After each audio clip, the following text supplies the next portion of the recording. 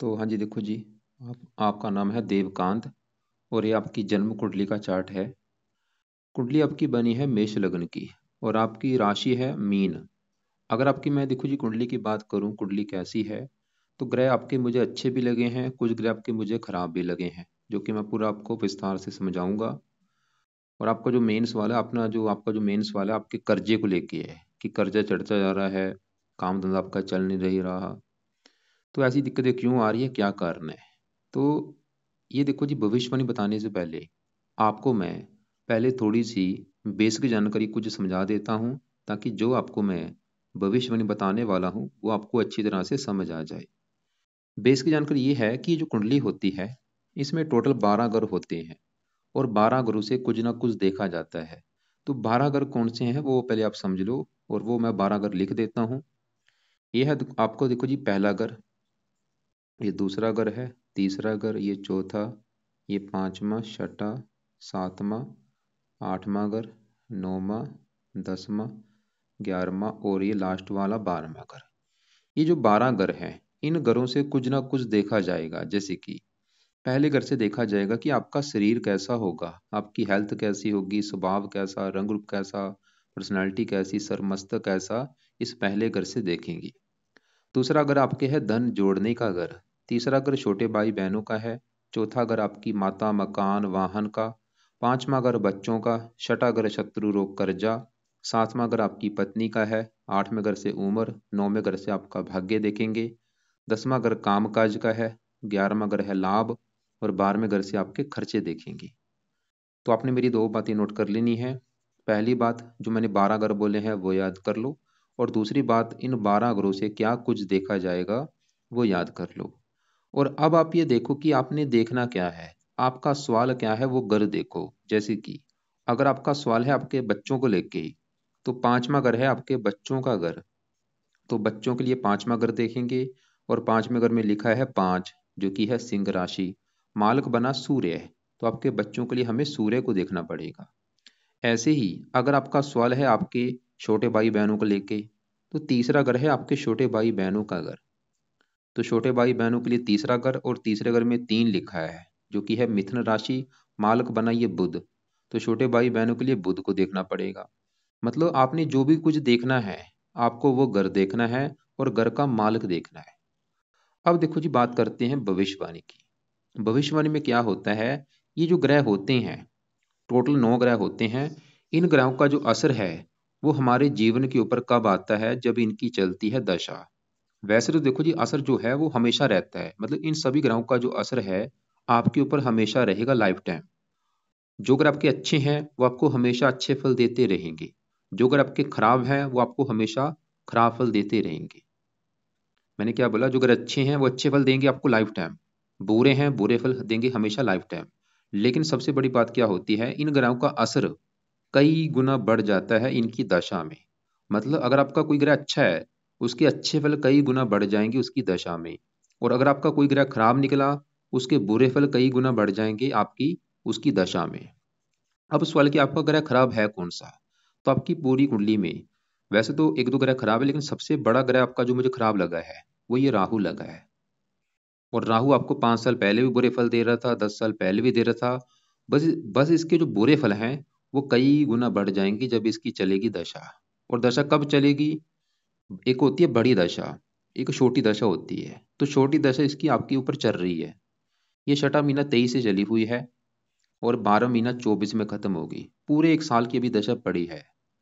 तो आपके ऊपर देखो जी, जैसे मैंने बोला, अच्छे ग्रह है अच्छे फल बढ़ जाते हैं दशा में, बुरा है तो बुरे फल बढ़ जाते हैं।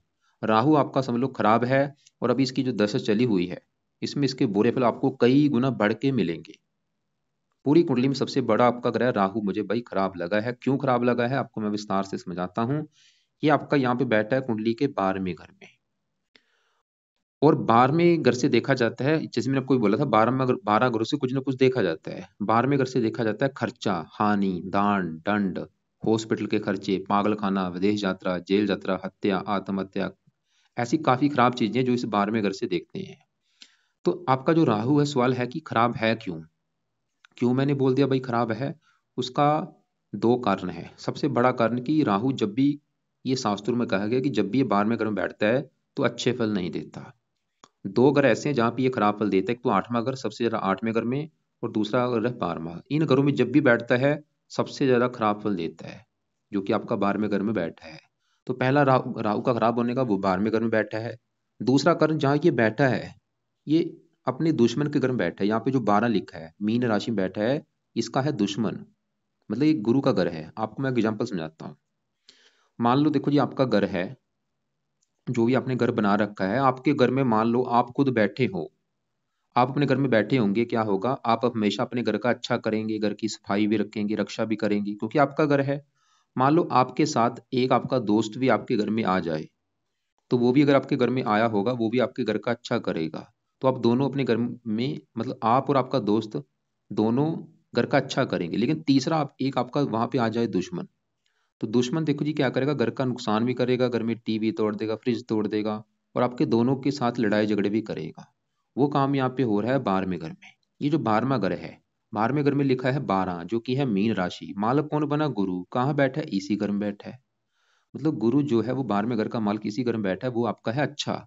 है तो अच्छा था, लेकिन वो राहु के साथ बैठने की वजह से, क्योंकि राहु गुरु का है अति दुश्मन, राहु ने आपके गुरु ग्रह को खराब कर दिया। क्योंकि जब भी राहु गुरु के साथ बैठते हैं, इसे कहते हैं चंडाल योग। और ऐसी जो चंद्रमा है, वो गुरु का है मित्र, और चंद्रमा यहाँ पे गुरु घर में बैठा था। चंद्रमा भी थोड़ा सा अच्छा था, लेकिन इतना भी अच्छा, वो पहले भी अच्छा नहीं, इतना नहीं था, क्योंकि एक बार में अगर वैसे अच्छा इतना अगर नहीं होता। लेकिन चंद्रमा को बिल्कुल खराब कर दिया इस राहु ने। मेरा कुल मिला के कहने का मतलब ये है कि आपका जो राहु है, एक तो 12वें घर में बैठा है, ऊपर से वो दुश्मन के घर में बैठा है, और उन्हीं ग्रहों के साथ बैठा है। ये इन ग्रहों को भी खराब कर रहा है। मतलब आपका जो राहु है, ये खुद तो खराब है ही, इसने गुरु को भी खराब कर दिया और चंद्रमा को भी खराब कर दिया। अब सवाल है कि राहु बुरे फल देगा क्या। राहु देखो जी, 12वां घर होता है खर्चे का, आपके बहुत ज्यादा खर्च बढ़ा देगा। अगर आपका खर्चों पे कंट्रोल ना हुआ तो आपको कर्जदार बना देगा। इसके अलावा आंखों में कष्ट देता है, पैरों में कष्ट देता है, क्योंकि मीन राशि पैर देखे जाते हैं। इसकी अभी जो दशा चल रही है भाई, ये नहीं कि एक खराब फल देगा, दो खराब, हजारों खराब फल देगा। और आप चाहे नोट कर लेना कि जब से ये दशा चली है, नोट कर लो चाहे, कि भाई जब से ये राहु की दशा चली है, छठा महीना 23 से, आपकी लाइफ में तब से ही कितनी दिक्कतें आ रही हैं, परेशानियां आ रही, बुरे फल हो सकता है पहले भी दे रहा हो, लेकिन अभी जो बुरे फल थे वो कई गुना बढ़ चुके हैं इस दशा में। और राहु देखो जी, इसकी 3 दृष्टियां होती हैं। 5वीं दृष्टि पड़ेगी चौथे घर के ऊपर, यहाँ पे दुश्मन की राशि चौथे घर की हानि करेगा, जो कि चौथा घर है आपकी माता मकान वाहन का घर।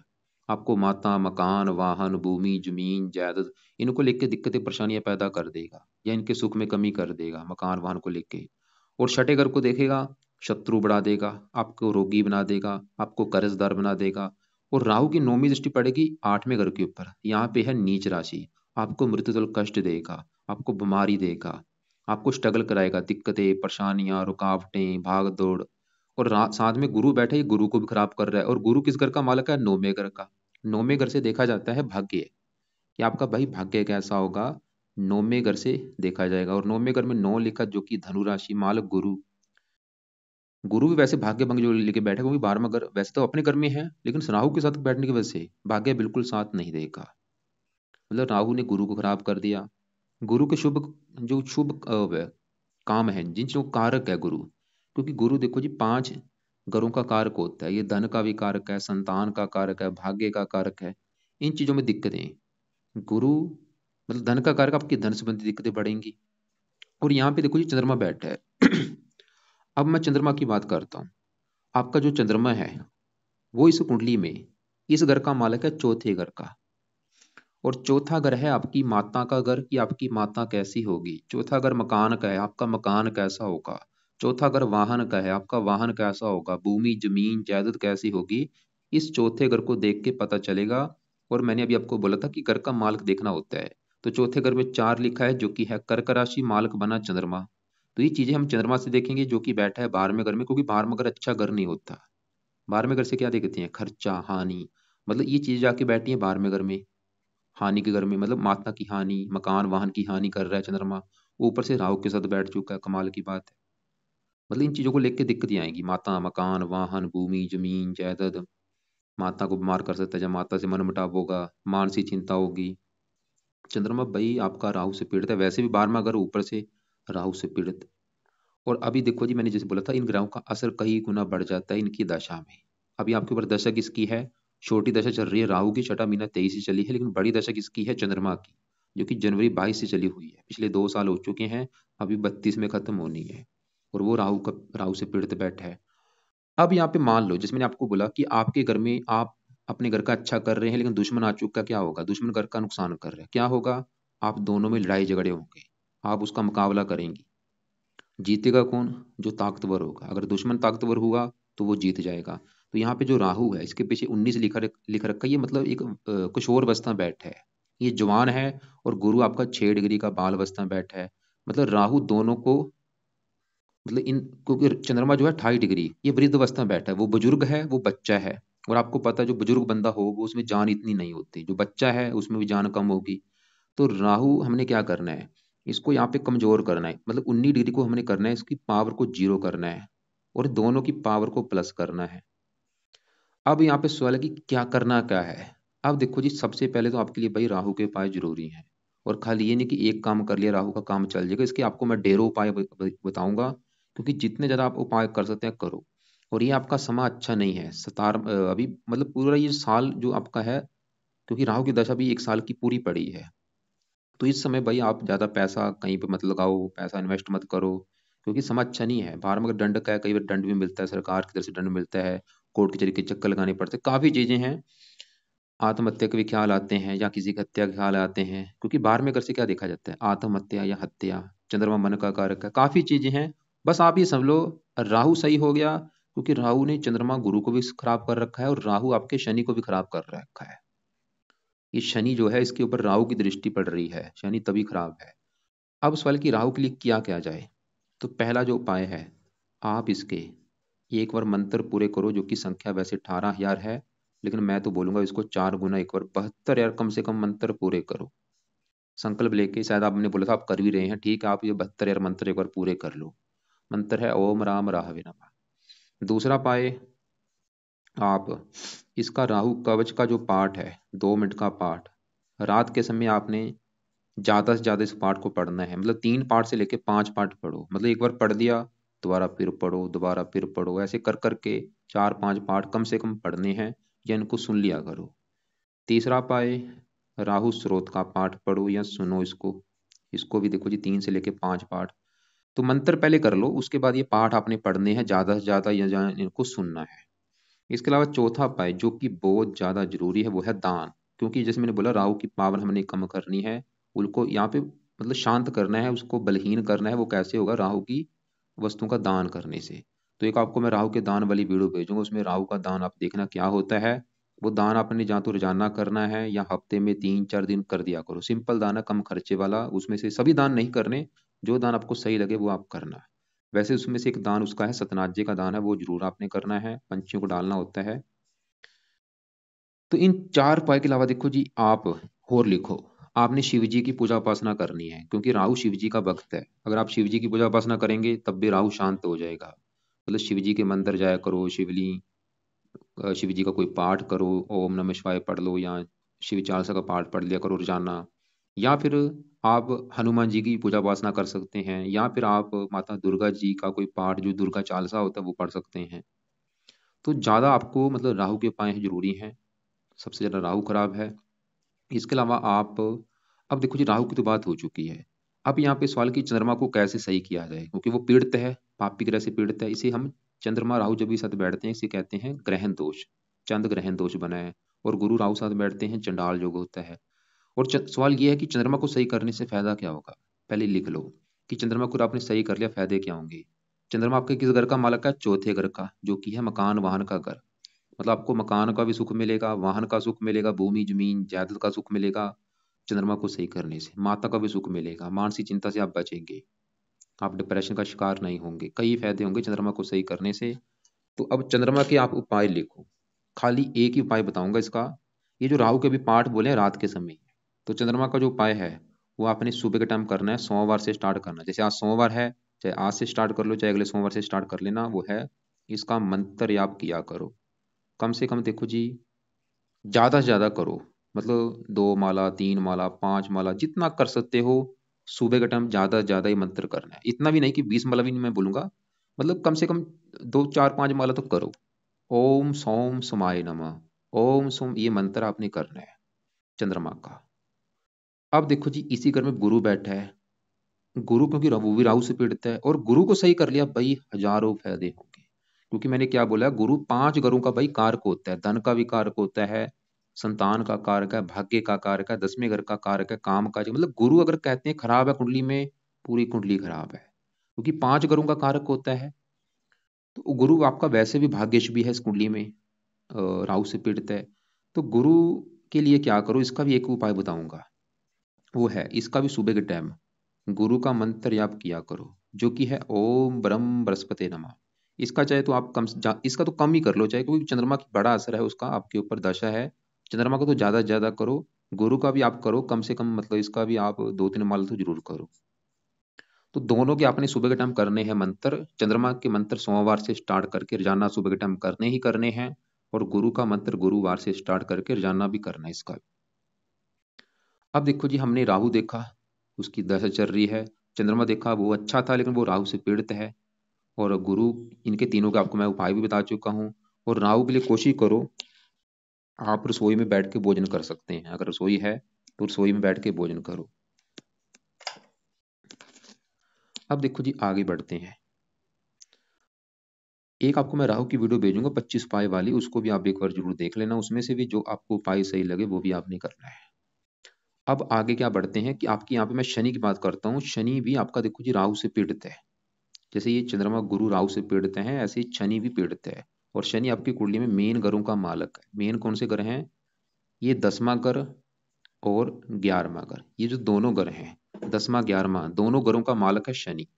10वें घर से देखो जी 4 चीजें देखी जाती हैं। 10वां घर एक तो आपके है काम काज का घर, जो भी आप चाहे काम काज करते हैं, बिजनेस करते हैं, 10वें घर से। 10वां घर पिता का भी है, सरकार का भी है, और मान प्रतिष्ठा। तो ये 4 चीजें 10वें घर से देखेंगे। हमें 10वें घर का मालक देखना पड़ेगा। तो 10वें घर में लिखा है 10, जो कि है मकर राशि, मालक बना शनि। तो इन 4 चीजों के लिए देखना पड़ेगा शनि ग्रह को। और शनि कहाँ बैठा है? कुंडली के 8वें घर में, खराब घर में। और शनि इस 11वें घर का भी मालक है, जो कि है आमदन, लाभ। मतलब आपकी आमदन कैसी होगी, आपको कामों में लाभ मिलेगा या नहीं, आपकी इच्छाएं पूरी होंगी या नहीं 11वें घर से। और 11वें घर में 11 लिखा है कुंभ राशि, मालक बना शनि। तो दोनों देखो जी, मेन घरों का मालक शनि आपका कुंडली के 8वें घर में खराब घर में बैठा है। कुंडली के 3 घर ऐसे खराब घर होते हैं, छठा, 8वां, 12वां। इन 3 घरों को अच्छा घर नहीं माना गया। इन घर में बैठे ग्रह अच्छे फल नहीं देते, अगर वो सरल नामक विपरीत राजयोग ना बनाए। तो शनि ऐसा कोई योग लेके नहीं बैठा, इसकी वजह से शनि खराब है। एक तो वैसे ही 8वें घर में चलो मान लिया, ऊपर से सबसे नेगेटिव बात मुझे क्या लग रही है, ये इसके ऊपर राहु की दृष्टि पड़ रही है। और ये राहु की नीच राशि में बैठा है, इसकी वजह से राहु से पीड़ित होने की वजह से ये ज्यादा खराब हो चुका है। तो बुरे फल क्या देगा? एक तो 10वें घर का मालक है, राजभंग योग बना, मतलब आपके काम काज में दिक्कतें पैदा करेगा, पिता संबंधी दिक्कतें, सरकारी कामों में दिक्कतें, मान प्रतिष्ठा में कमी। और शनि 11वें घर का मालक है, लाभ भंग योग बना, कामों में लाभ नहीं मिलेगा, इच्छाएं पूरी नहीं होने देगा, आमदन को लेके दिक्कतें, बल्कि आपको कर्जदार बना देगा। मतलब कर्जा अगर आपके सर के ऊपर चढ़ा है, उसके कई कारण है, शनि भी एक कारण है। तो अब यहाँ पे लिखो आप कि अगर आपने शनि ग्रह को सही कर लिया, फायदे क्या होंगे जीवन में। सबसे पहला जो फायदा आपको होगा, आपकी कामकाज की दिक्कतें दूर हो जाएंगी। आपको आपकी आमदन संबंधी दिक्कतें दूर हो जाएंगी, आमदन बढ़ेगी, कामों में लाभ मिलेगा, इच्छाएं पूरी होंगी, पिता संबंधी दिक्कतें नहीं आएंगी, सरकारी कामों में दिक्कतें नहीं आएंगी। और एक नीचे और लिखो, इसका जो सबसे बड़ा फायदा आपको ये होगा शनि के उपाय करने से, आपके ऊपर चल रही है शनि की साढ़े सती, उस साढ़े सती का बुरा फल आपको नहीं मिलेगा। क्योंकि आपकी भाई साढ़े सती भी चली हुई है, और ये पिछला 1 साल हो चुका आपके ऊपर शनि की साढ़े सती चल रही है। और जब शनि की साढ़े सती आती है, ये अच्छी नहीं जाती, इसमें काफी लाख में दिक्कतें परेशानियां आती हैं। पूरा 1 साल हो चुका है, 17 जनवरी 23 से चली हुई है। तो इसलिए भी आपके लिए शनि के उपाय करने जरूरी है। 2 कारण है, एक तो साढ़े सती चल रही है, क्योंकि किसकी है? शनि की। और वैसे भी शनि 8वें घर में मेन घरों का मालक है, कितने फायदे हो रहे हैं, ये लिख लो फायदे, ये फायदे आपको शनि के उपाय से होंगे। तो शनि के क्या उपाय हैं? इसके कम से कम 2 3 आपको मैं उपाय बताता हूँ। पहला उपाय जो शनि का आपने करना है, वो है रात के समय शनि का मंत्र याप किया करो। इसका कम से कम देखो जी 2 3 माला रात के समय आपने करना है मंत्र याप। शनिवार से स्टार्ट करना, एक बार संकल्प लेके। कैसे स्टार्ट करना? अभी क्योंकि आपने जैसे बोला था आप राहु के मंत्र कर रहे हो, ऐसे करो, पहले राहु के मंत्र पूरे कर लो। जब आपके राहु के मंत्र कंप्लीट हो जाएंगे, उसके बाद राहु के मंत्रों को छोड़ देना है, फिर आपने शनि के मंत्र स्टार्ट करने हैं। अगर आपको लगता है कि 72 या ज़्यादा हो जाएंगे, आप इसको चाहे 18 को 2 गुना ज़्यादा कर लो, 18 18 36 36 हजार भी कर सकते हैं। तो राहु के जो मंत्र आपके पूरे हो जाएंगे, ज़्यादा 72 की बजाय चाहे 2 गुना ही कर लेना, उससे भी काम चल जाएगा, लेकिन ये पाठ मत छोड़ना। तो राहु के मंत्र खत्म होने के बाद फिर आपने शनि के मंत्र स्टार्ट करने हैं शनिवार से। संकल्प लेके स्टार्ट करना रात के समय कि हे शनि देवता जी, मेरा नाम देवकांत है, जात है ये है, गोत्र ये है। शनि देवता जी, आप मेरी कुंडली के 10वें घर के हैं मालिक, जो कि है काम काज का घर, और मेरे काम धंधे में बहुत सारी दिक्कतें परेशानियां आ रही हैं। आप 11वें घर के भी मालिक है लाभ के, कामों में लाभ नहीं मिल रहा, आमदन को लेकर दिक्कतें आ रही हैं, बल्कि मैं कर्जदार हुआ पड़ा हूँ। मैं चाहता हूँ मेरा जो कर्जा है वो उतरे, मेरा काम धंधा अच्छा चले। और इसलिए इसके अलावा शनि देवता जी, आपकी मेरे ऊपर चल रही है 6.5, उस 6.5 का बुरा फल मुझे ना मिले, इसलिए आपको मैं प्रसन्न करने के लिए आपका रोजाना मंत्र जाप किया करूंगा। मतलब शनि का जो मंत्र आपने रोजाना करना है। इसके वैसे 23 हजार मंत्र होते हैं, लेकिन वो नहीं, आपने रोजाना 2 3 माला 4 5 माला करना है। कब तक करना है? जब तक आपकी दिक्कतें दूर नहीं हो जाती। 2 साल 3 साल तक करो। दूसरा पाए, आपने शनि मंदिर में हर शनिवार को माथा टेक के आना है, और वहां पे भी सेम यही प्रार्थना करके आनी कि आपकी मैं मंदिर इसलिए आया हूँ ताकि आप मेरे काम काज के जो घर के मालक है, मेरे काम काज की दिक्कतें दूर हों। अपनी प्रार्थना बोलो वहां पे जाके, मेरा कर्जा उतरे। तीसरा पाए, अगर आप कर सकते हैं, शनिवार का व्रत रखो। हर शनिवार को शनि देवता का आपने व्रत रखना है। कथा करो, आरती करो, लेकिन अगर आपको लगता है कि मैंने कभी व्रत नहीं रखा, तो चाहे आप रहने देना। रख लोगे अच्छी बात है, 11 व्रत 5 व्रत जितने आप रख सकते हो रख लो। व्रत में क्या करना है, दिन में खाली फल फ्रूट खा लेना, रात को एक टाइम भोजन करना, और सुबह के टाइम शनि मंदिर में जाके प्रार्थना करके आना कि आज आपको मैं व्रत रखूंगा ताकि आपकी कृपा दृष्टि बनी रहे। और दिन में खाली फल फ्रूट खाना है, रात को एक टाइम भोजन करना है, और रात को जो भोजन करेंगे उसमें नमक का सेवन आपने नहीं करना। तो ये शनि के आपने उपाय भाई करने हैं। बाकी देखो जी, आपके मैं दूसरे ग्रहों की बात कर लेता हूँ एक बार। यहाँ पे देखो जी, मंगल जो है, मंगल आपका अच्छा भी है बुरा भी है। 100 में से 70 80% अच्छे फल देगा, थोड़े से बुरे फल। तो मंगल कहाँ बैठा है? पहले घर में। और पहला घर आपका सबसे मेन घर है, आपका शरीर, सेहत, स्वभाव, रंग रूप, पर्सनैलिटी, सर मस्तक। पहले घर से ये चीजें पहले घर से देखेंगे। और पहले घर में एक लिखा है जो कि है मेष राशि, मालक बना है मंगल। तो इन चीजों के लिए हमें मंगल को देखना पड़ेगा। और मंगल कहाँ बैठा है? इसी घर में बैठा है। मतलब मंगल पहले घर का जो मालक है वो पहले घर में ही बैठा है, जो कि बहुत बड़ी अच्छी बात है भाई। तो मंगल पहले घर का क्या कर देगा? अच्छा। मतलब आपकी पर्सनैलिटी अच्छी, सेहत अच्छी, स्वभाव अच्छा, रंग रूप अच्छा, आपको समझदार बनाएगा, मेहनती बनाएगा, बुद्धिमान बनाएगा, थोड़ा सा आपको क्रोधी भी बनाएगा, जिद्दी बनाएगा। ये रुचक योग बना है पंच महापुरुष योग में से उत्तम योग। तो मंगल पहले घर का कर देगा अच्छा। और मंगल की होती हैं 3 दृष्टियां। चौथी दृष्टि पड़ेगी इस चौथे घर के ऊपर। और चौथे घर में क्या लिखा है? 4, जो कि कर्क राशि। कर्क राशि है मंगल की नीच राशि। मंगल इस चौथे घर की हानि कर देगा। इस घर का तो अच्छा कर रहा है, लेकिन चौथे घर को देख रहा है नीच राशि। चौथे घर से क्या देखा जाता है? माता, मकान, वाहन। इन चीजों को लेकर दिक्कतें पैदा कर देगा। माता संबंधी दिक्कतें, मकान वाहन को लेकर दिक्कतें, भूमि जमीन जायदाद, इन संबंधी दिक्कतें परेशानियां पैदा कर देगा। साथ में इसकी पत्नी घर के ऊपर थोड़ा सा पत्नी से मनमुटाव होता है। 8वीं पड़े कि 8वें घर के ऊपर, यहाँ पे इसका अपना घर है, उम्र लंबी कर देगा। तो ये थोड़ा सा इस घर का बुरा कर रहा है। बाकी आपका जो शुक्र है वो अच्छा है। शुक्र इस घर का मालक है 7वें घर का, पत्नी घर का। पत्नी के लिए 7वां घर, 7वें घर में 7 लिखा है, तुला राशि, माल शुक्र। 10वें घर में बैठा है काम काज, मतलब पत्नी जाके बैठी काम काज घर में। मतलब पत्नी आपकी जहाँ तो काम काज करने वाली होगी। पत्नी का सुख अच्छा है अपने घर से चौथे घर में। शुक्र इस घर का भी मालक है दूसरे घर का। धन, धन के लिए अच्छा है। बुध की बात करूं, वो छठे घर का वैसे बुध भी मार्किश है। सूर्य की बात करूं, 5वें घर का मालक अपने घर को देख रहे, संतान के लिए अच्छा है। केतु भी देखो जी, छठे घर में थोड़ा सा ही छठे घर को खराब करेगा, आपको कर्जदार बनाएगा। केतु के लिए भी आप एक काम करो, केतु के लिए कुत्तों को रोटी जरूर डाला करो। अब देखो जी, आपने अपनी पत्नी की भी कुंडली मुझे भेजी थी भाई। आपकी पत्नी कुंडली में ग्रह ज्यादा खराब है। उसके तो भाई तकरीबन मुझे सभी ग्रह खराब लगे हैं। यहाँ पे देखो, क्योंकि जो छठा घर होता है, छठे घर से क्या देखते हैं? शत्रु, रोग, कर्जाई। घर अच्छा नहीं, घर नहीं होता। और आपकी पत्नी कुंडली में छठे घर में शुक्र बैठा है, सूर्य बैठा है, बुध बैठा है, मंगल बैठा है। मतलब 4 ग्रह छठे ग्रह में बैठे हैं, और 3 ग्रह यहाँ पे अस्त बैठे हैं। अस्त ग्रह अच्छे नहीं होते। यहाँ पे देखो जी, मंगल नीच का बैठा है, काम काज घर का माल, काम काज में दिक्कतें। सूर्य बैठा है पति घर का, पति चला गया रोग की घर, जब पति रोगी होगा, जब पति कर्जदार होगा, सूर्य दिखा रहा है। बुध बैठा है संतान संबंधी चिंता, शुक्र बैठा है मकान वाहन को लेकर दिक्कतें, शुक्र यहाँ पे 10 चौथे घर का मालक है, चौथे घर में 2 लिखा है मकान वाहन संबंधी दिक्कतें। और छठे घर में जो 4 लिखा है मालक चंद्रमा, वो यहाँ पे पहले घर में बैठा है, मतलब छठा घर कर्जे का, कर्जा सिर के ऊपर, चंद्रमा वही घर कर्जदार बना देगा। राहु यहाँ पे धन के घर में बैठा है, धन की हानि करेगा। शनि थोड़ा सा अच्छा है, मतलब गुरु भी अच्छा है, बस इसका जो मतलब ग्रह जरा खराब है। और साढ़े सदी भी चल रही है, दशा इसकी चल रही है बुध की और चंद्रमा की। और चंद्रमा जो लग्न में बैठा है, बुध छठे घर में बैठा है, मतलब इसके लिए क्या उपाय है? इसके तो वैसे देखो जो उपाय ज्यादा है, अगर ये कर सकती है, इसके मैं आपको उपाय बता देता हूँ क्या क्या उपाय करें। एक तो इसको भी लिख लो आप, मैं लिखूंगा टाइम ज्यादा हो जाएगा। एक तो इसको बोलो कि शनि चालीसा का पाठ पढ़ना है, क्योंकि साढ़े सती चल रही है, तो शनि चालीसा का पाठ पढ़ा कर। साढ़े सती इसके ऊपर हो चुकी है, पिछले 3.5 साल हो चुके हैं। शनि चालीसा का पाठ हो गया। इसके अलावा चंद्रमा का इसने करना है दान, हर सोमवार को चंद्रमा का सफेद रंग का दान करना है। और सुबह के टाइम चंद कवच का पाठ पढ़ना है, या चंद कवच का पाठ पढ़ना है या उसको सुनना है।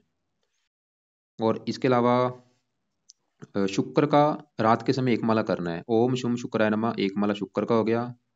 और रात के समय एक माला बुध का हो गया, ओम बुम बुद्धाय नमः। तो एक एक माला शुक्र बुध का रात के समय, चाहे एक एक माला कर ले चाहे दो दो माला कर ले रात के समय। और सुबह के टाइम इसने करना है, क्योंकि मंगल नीच का बैठा है, ये सही होना बहुत जरूरी है।